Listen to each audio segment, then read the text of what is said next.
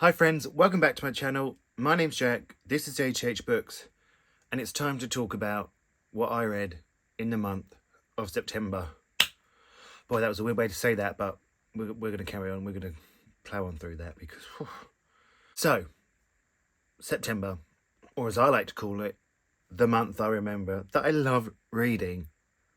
I love reading. Do you? I know you do. I love reading. I forgot for a while, but it's back. It's back. And it was just a joy to read in September. It was just a joy to read.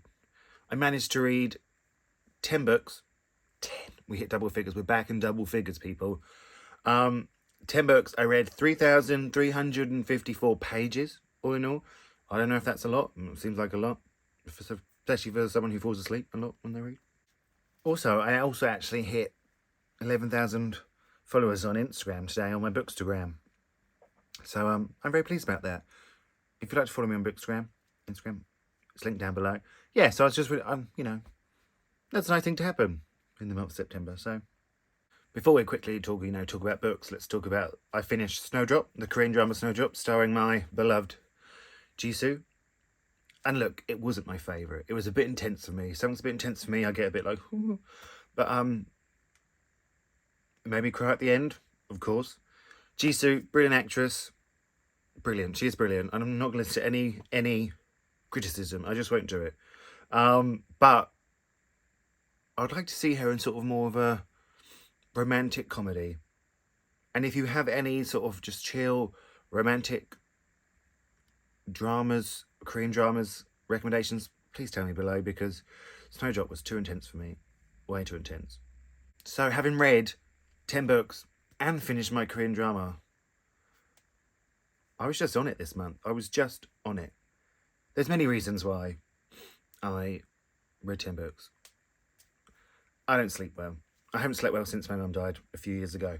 And I'd just be up 2 o'clock in the morning, put my little lamp on, and I'd just read. I would just read because I couldn't sleep. But I would fall back to sleep when reading.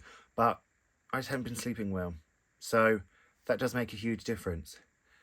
And also, I just had a bit of a routine going this month.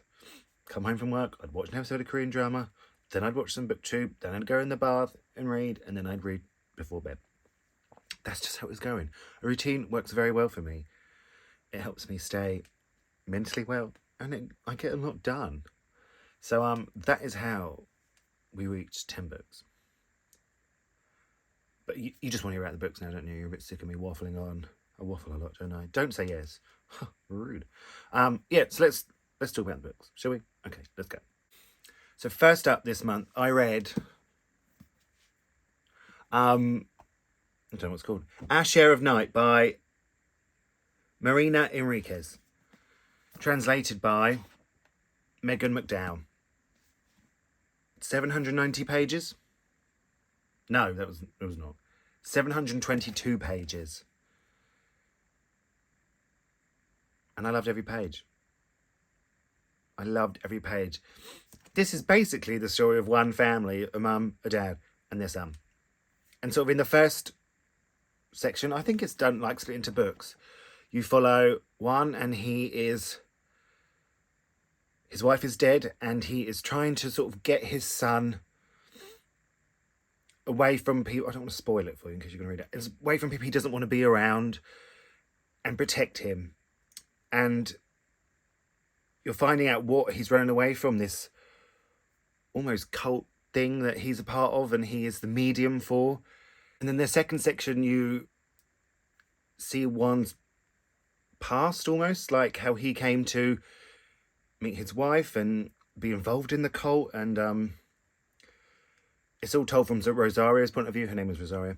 And it's brilliant. It is brilliant. And then the third section is Gaspar, their son, as a sort of a grown-up, and he realises why his dad has been protecting him, why he's been so mean to him. And it's just brilliant. It's just brilliant.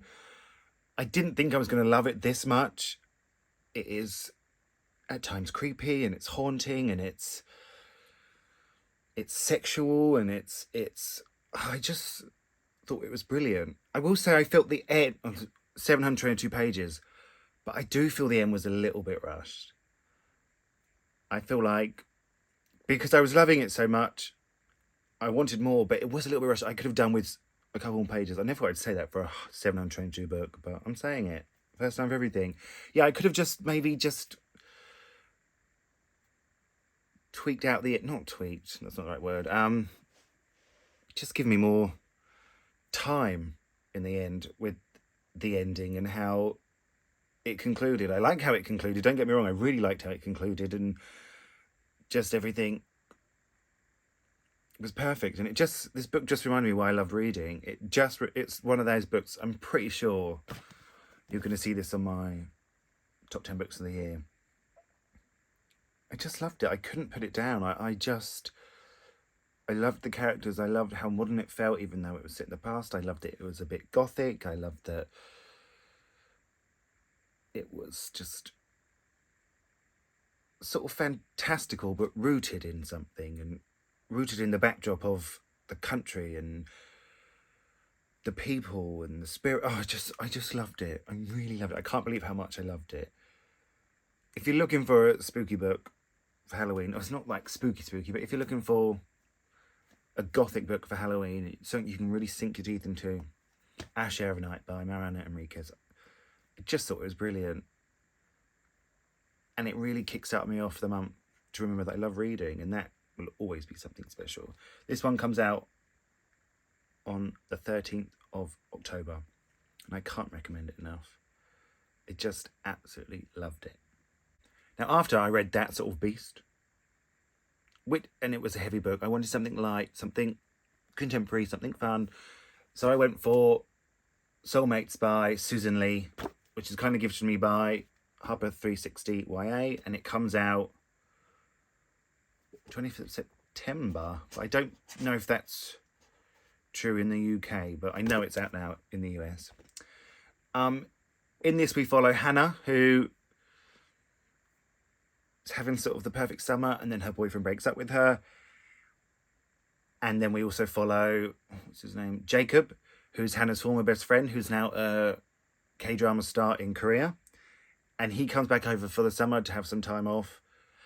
And they're forced to sort of reconcile their friendship. They're not friends anymore, but he moves in with them, with his family, and things happen. You can see where it's going to go, okay? It's a love story.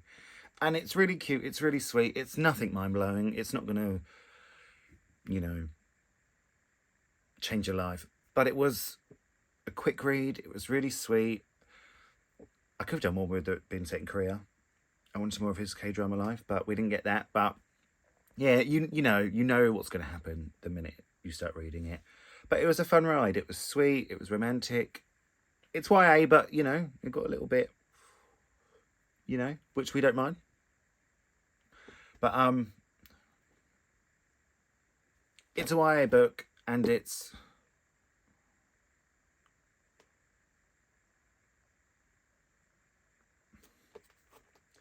I do like how it's sort of,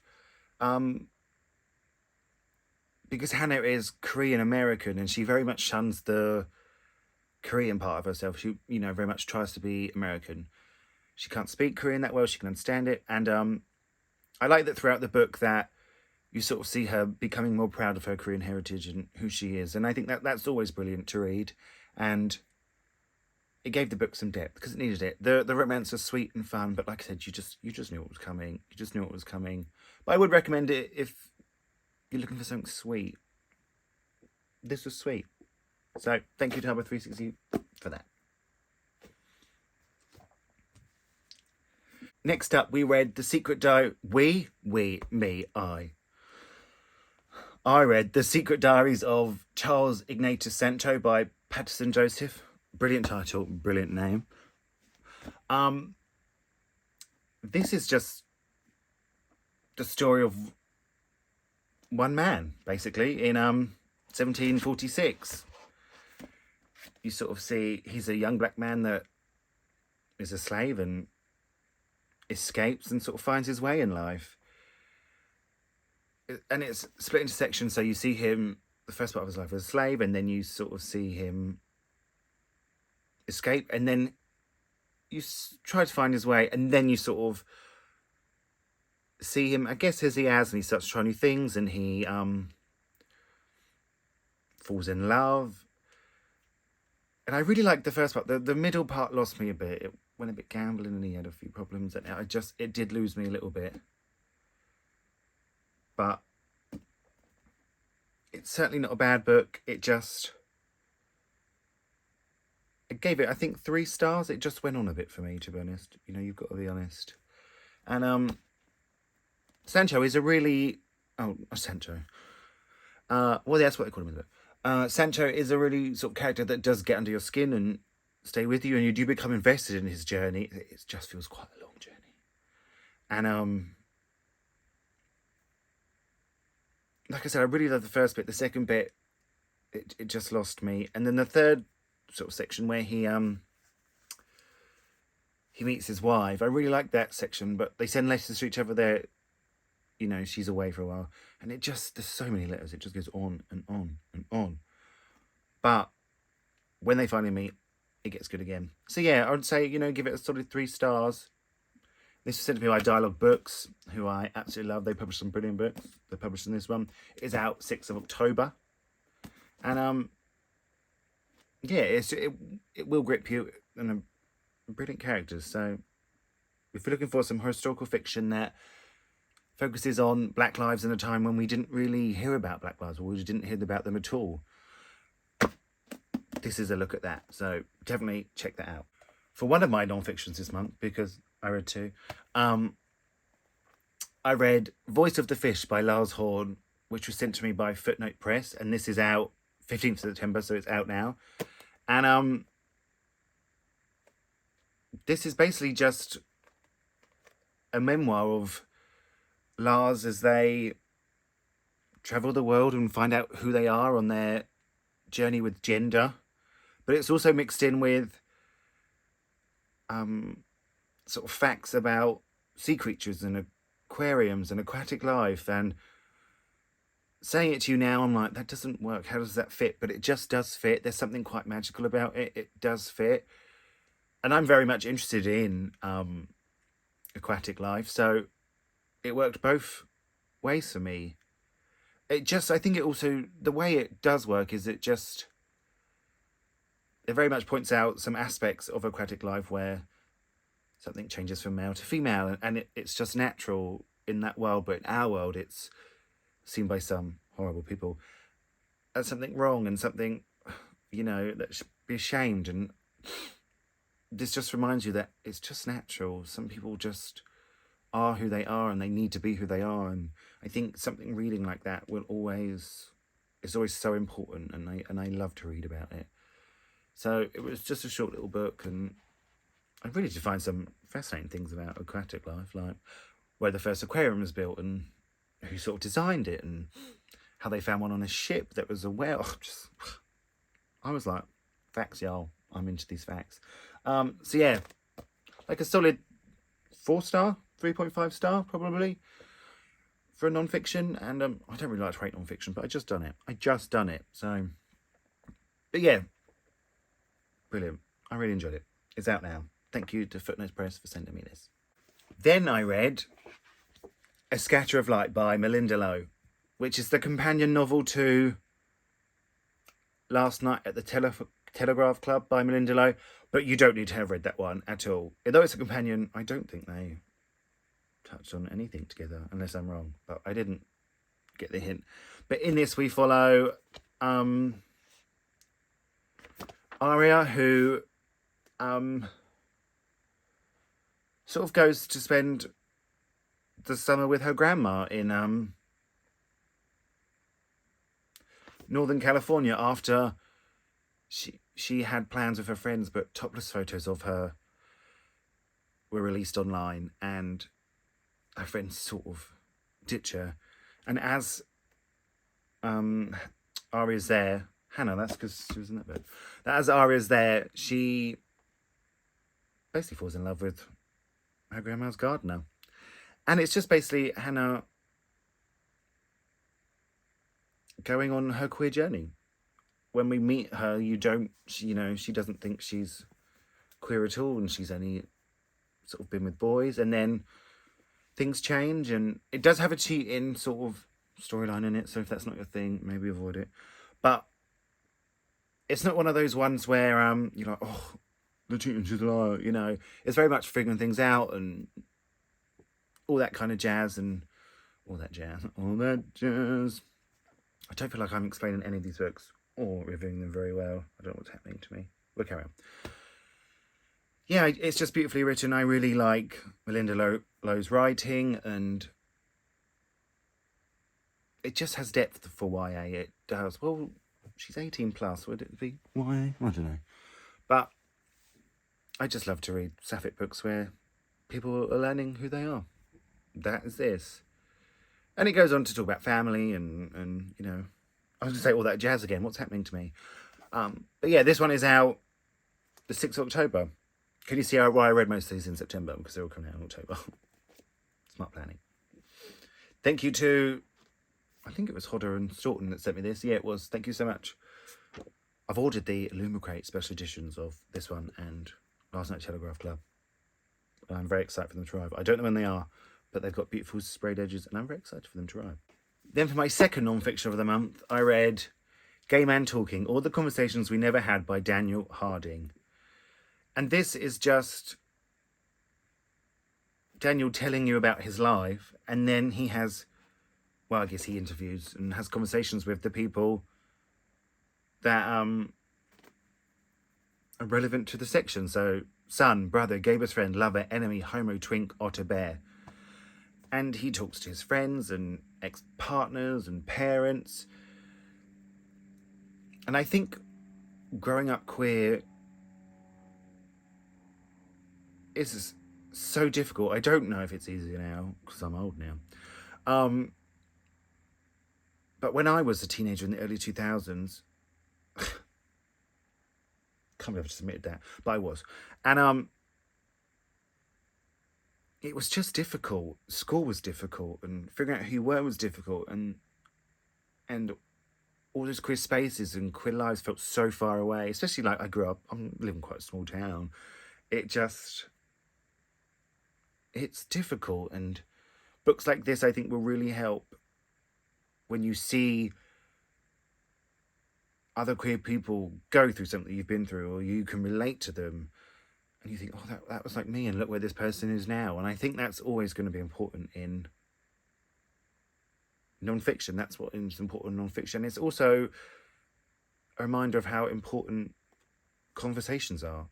So if you're going to have a conversation with your best friend about how you're feeling, or your friend or a therapist or someone that can help you, do it. Please look after yourself.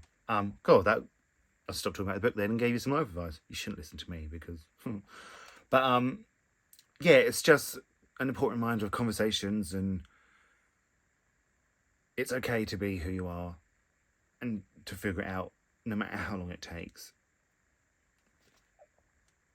We've just got to change position because my feet are going numb. You get this in every video, so don't be surprised.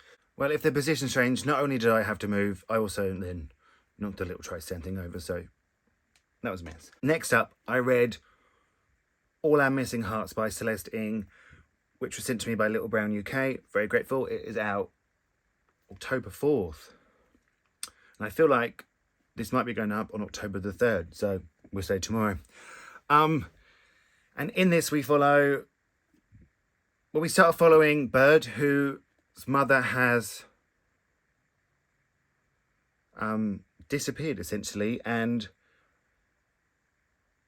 his dad is very much, we have nothing to do with her, we don't know her, we don't know where she is. And you find out it's because this law has been put in place that has stopped people protesting and speaking out, and anything un-American, you know, your children will be taken away from you. And his mum does something un-American. We don't know what it is for a while. Well, we think she does something un-American. And then it's sort of Bird's journey of trying to get back to her. And then you see it from the perspective of his mother, whose name I can't remember. It's double M. I know that much. Margaret. And then you see it from Margaret, his mother's point of view. And you can see what this is rooted in. You can see it's rooted from the protests of the Black Lives Matter movement. And you can see it features heavily on the you know, anti-Asian hate crimes and the anti-Asian rhetoric that happened with the pandemic. And you can feel that pain and that anguish in there, and you can feel the love between the mother and the child, and you can feel Margaret's just, although she, you know, you can tell she's heartbroken that she's left her child, you can feel that she has to speak out and do what is right, no matter what the consequences are. And you can feel the worry from people and the heartbreak of separation, and it really is one of those books that will stay with you and break your heart, and it feels so timely, you know. And it also feels like it could be a bit real, which is terrifying. But even now I talk about this book, I realised how much I actually really enjoyed it and was really moved by it. And it's always brilliant to read about someone taking a stand and fighting for what is right. And it's just, yeah, it's heartbreaking, but in the best way. I think if you read this, it will really stay with you and really packs a punch, and actually makes me want to reread it. I kind of want to reread it now. Oh, yeah. And yeah, so it's out tomorrow. I haven't read any of Celeste Ng's other books, but I'm probably going to now.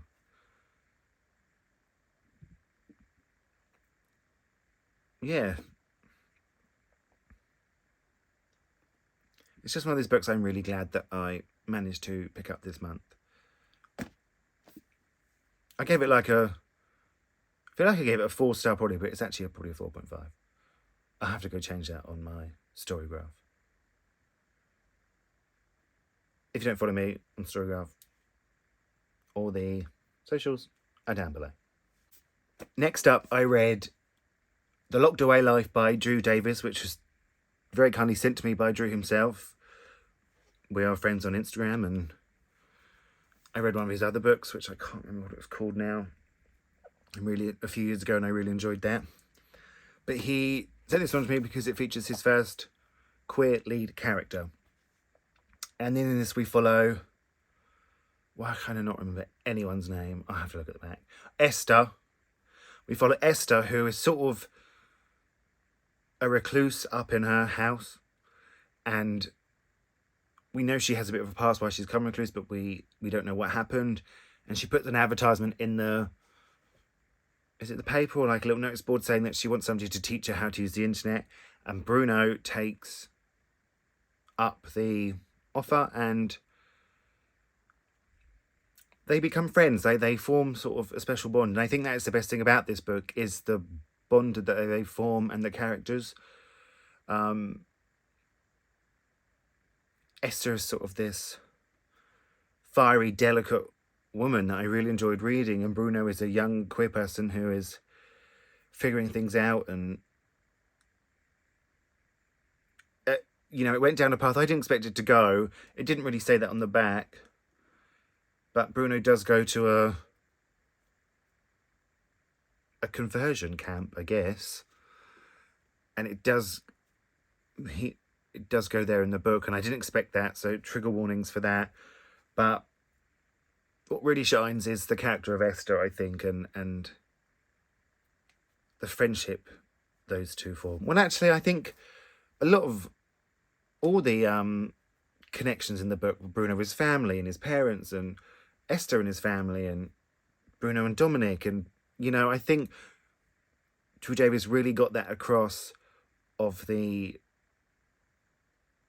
joy of the connection to people and how important it is, no matter what age you are, to have somebody looking out for you and have friends and have someone that cares. And I think that shines across in this book. I gave it like a solid 3.5 stars. I don't know if I was a massive fan of the conversion thing, but it's not, it doesn't support it in any way. Like, you know, even Bruno realises, he says himself there, and what even he realises when he's there, this is wrong, you know, I just am who I am, which is always good to read. But maybe it's just I didn't know it was coming. But, you know, there are more positives like all the characters. So it's out now. Yeah, it is out now. I think it came out at the beginning of August. But yeah, so thank you to Drew for sending this to me. And yeah, thank you. Next up, I read... Well, I don't know why I haven't read this before. I feel ashamed of myself because I absolutely loved it. And it is Giovanni's Room by James Baldwin. Why have I not read this before? What?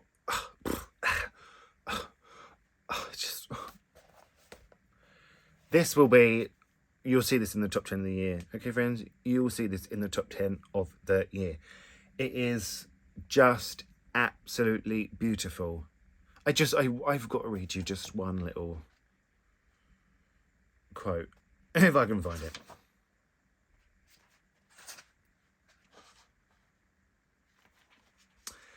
Love him, said Jax. Love him and let him love you. Do you think anything else under heaven really matters?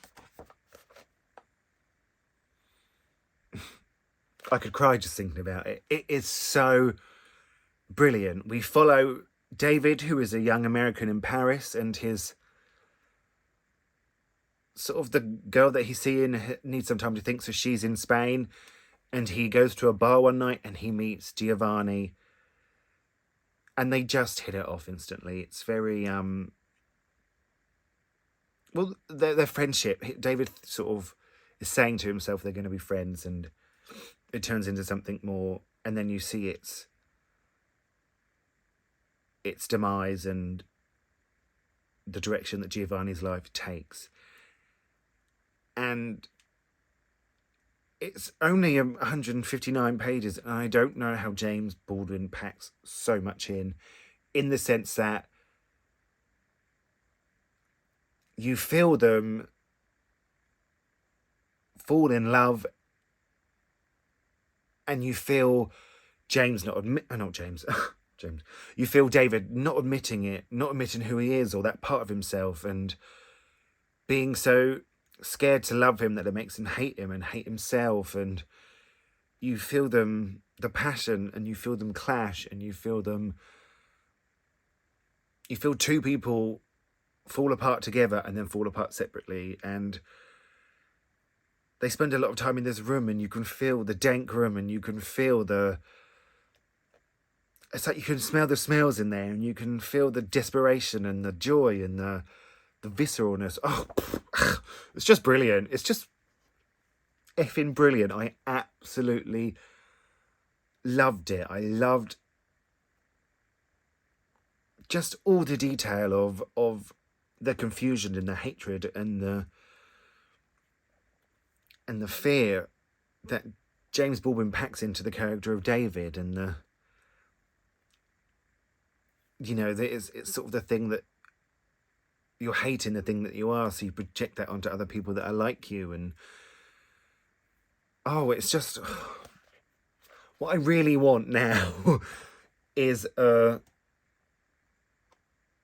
beautiful special edition. If anyone knows anywhere I can get a beautiful special edition of this book, please let me know, because I want it. I want it hardback. I want it beautiful. I love this book so much. Why did I wait so long? 5 stars.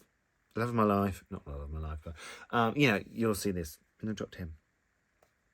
2. That could be 2 books from September in the top 10. I told you I had a good month, didn't I? And then lastly, book number 10, I read The Manning Tree Witches by A.K. Blakemore.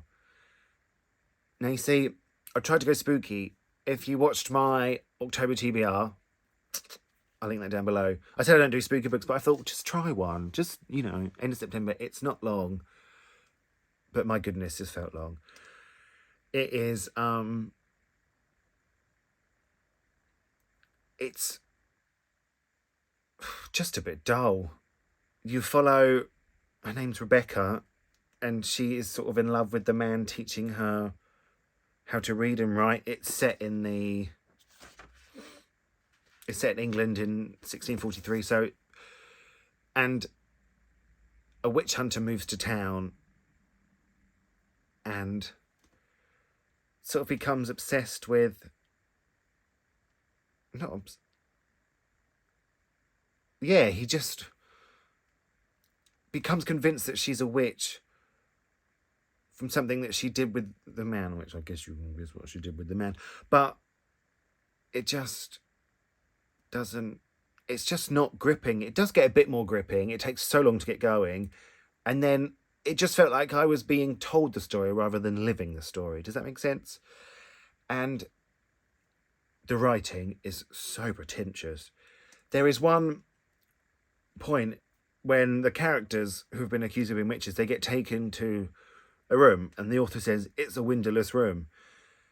And it goes on to say, it's a windowless room. It's not a room where it's got a hole in the brick where the light shines through. It's not a room with a skylight where the rain falls in. It's not a room with a big opening to a courtyard. It's a windowless room. It's got no windows. And I'm like, yeah, I know what windowless means. You didn't need to give me a whole paragraph telling me what's not in the room just for me to explain what windowless is. I know what windowless means. I was just like this. Honestly, it's just not good. It's dull. It's pretentious. The ending I didn't get. It wasn't for me. You will be being unhauled. I can't even recommend it. I'm not even going to recommend it to you. But I know some people really love it, and it won the prize. It won a prize. Was it the Delia Esmond Prize? God, must have been around for a year. No, that was a joke. But yeah, this just wasn't for me. It just wasn't for me. I gave it, I think, 2 stars, maybe 1.5. Sorry. It did have parts where it was okay. We'll leave it at that. Shall we finish on positive? It had parts where it was okay, but mainly just not for me. So yeah, 10 books for me this month. Really pleased with that. I'm hoping it's going to continue into October. I'm going to put them down because they're quite heavy. With 2 possible favourites of the year. You can't knock that kind of month. They're a treat. They don't come around that often. They're a treat. Let me know if you've read any of these, if you're going to plan to read any of them. Yeah, let's just have a chat. I like chatting with you all. And thank you so much for watching. It means a lot. Feel free to like and subscribe. Feel free to hit that bell thing that lets you know when I posted a video. Does anyone actually do that? Has anyone actually done that? I don't know. Oh, what's happened to me? I've got to stop all this. Right. Thank you so much for watching, and I will speak to you all really, really soon.